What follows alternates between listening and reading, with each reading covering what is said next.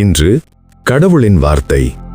யாத்திராகமம் 9ஆம் அதிகாரம் 13ஆம் வசனம். அப்பொழுது கர்த்தர் மோசேயை நோக்கி, நீ அதிகாலமே எழுந்திருந்து போய் பார்வோனுக்கு முன்பாக நின்று எனக்கு ஆராதனை செய்ய என் ஜனங்களை அனுப்பிவிடு. 14ஆம் வசனம். விடாதிருந்தால் பூமி எங்கும் என்னைப் போல வேறொருவரும் இல்லை என்பதை நீ அறியும்படிக்கு இந்த முறை நான் சகலவித வாதைகளையும் உன் இருதயத்திலும் உன் ஊழியக்காரர் மேலும் உன் ஜனங்கள் மேலும் அனுப்புவேன். 15ஆம் வசனம்.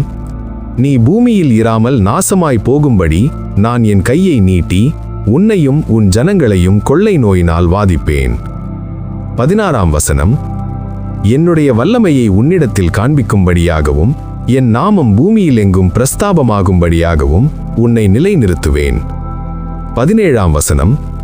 நீ என் ஜனங்களை போகவிடாமல் இன்னும் அவர்களுக்கு விரோதமாய் உன்னை உயர்த்துகிறாயா? 18ஆம் வசனம். எகிப்து தோன்றிய நாள் முதல் இதுவரைக்கும் அதில் பெய்யாத மிகவும் கொடிய கல்மழையை நாளை இந்நேரம் பெய்ய பண்ணுவேன். 19ஆம் வசனம். இப்பொழுதே ஆள் அனுப்பி உன் மிருகஜீவன்களையும் வெளியில் உனக்கு இருக்கிற யாவையும் சேர்த்துக்கொள்.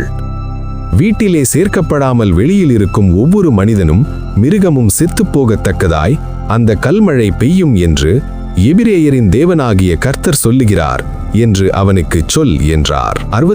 பார்வோனுடைய ஊழியக்காரரில் எவன் கர்த்தருடைய வார்த்தைக்கு பயப்பட்டானோ அவன் தன் வேலைக்காரரையும் தன் மிருக ஜீவன்களையும் வீடுகளுக்கு ஓடிவர பண்ணினான். 21ஆம் வசனம். எவன் கர்த்தருடைய வார்த்தையை மதியாமற் போனானோ அவன் தன் வேலைக்காரரையும் தன் மிருக ஜீவன்களையும் வெளியிலே விட்டுவிட்டான். 22ஆம் வசனம். அப்பொழுது கர்த்தர் மோசேயை நோக்கி, எகிப்து தேசமெங்கும் மனிதர் மேலும் மிருக ஜீவன்கள் மேலும் எகிப்து தேசத்தில் இருக்கிற சகலவிதமான பயிர் வகைகள் மேலும் கல்மழை பெய்ய உன் கையை வானத்திற்கு நேராக நீட்டு என்றார். 23ஆம் வசனம். அப்படியே மோசே தன் கோலை வானத்திற்கு நேராக நீட்டினான். அப்பொழுது கர்த்தர் இடிமுழக்கங்களையும் கல்மழையையும் அனுப்பினார். அக்கினி தரையின் மேல் வேகமாய் ஓடிற்று. எகிப்து தேசத்தின் மேல் கர்த்தர் கல்மழையை பெய்ய பண்ணினார். 24ஆம் வசனம். கல்மழையும் கல்மழையோடே கலந்த அக்கினியும் மிகவும் கொடிதாயிருந்தது. எகிப்து தேசம் குடியேற்றப்பட்ட நாள் முதல் அதில் அப்படி ஒருபோதும் உண்டானதில்லை. 25ஆம் வசனம். எகிப்து தேசமெங்கும் மனிதரையும் மிருக ஜீவன்களையும் வெளியிலே இருந்தவைகள் எவைகளோ அவைகள் எல்லாவற்றையும் அந்த கல்மழை அழித்து போட்டது.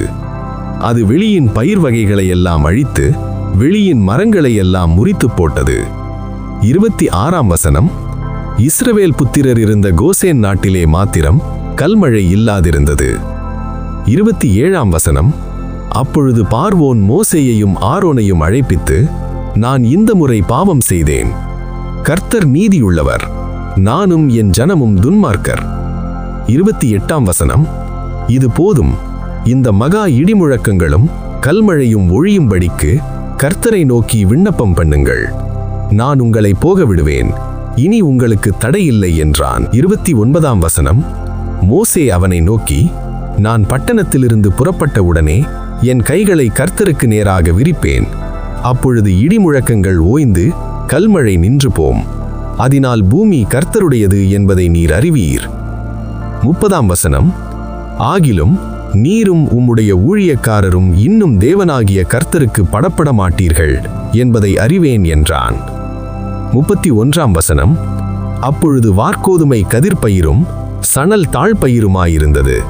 அதனால் சணலும் வார்கோதுமையும் அழிக்கப்பட்டு போயிற்று. 32ஆம் வசனம்.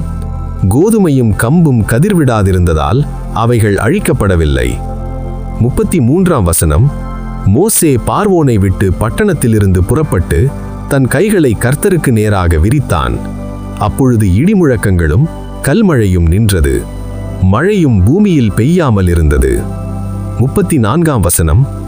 மழையும் கல்மழையும் இடிமுழக்கமும் நின்றபோது பார்வோனும் அவன் ஊழியக்காரரும் பின்னும் பாவம் செய்து தங்கள் இருதயத்தை கடினப்படுத்தினார்கள். 35ஆம் வசனம். கர்த்தர் மோசேயை கொண்டு சொல்லியிருந்தபடியே பார்வோனின் இருதயம் கடினப்பட்டது. அவன் இஸ்ரவேல் புத்திரரை போகவிடவில்லை. ஆமேன்.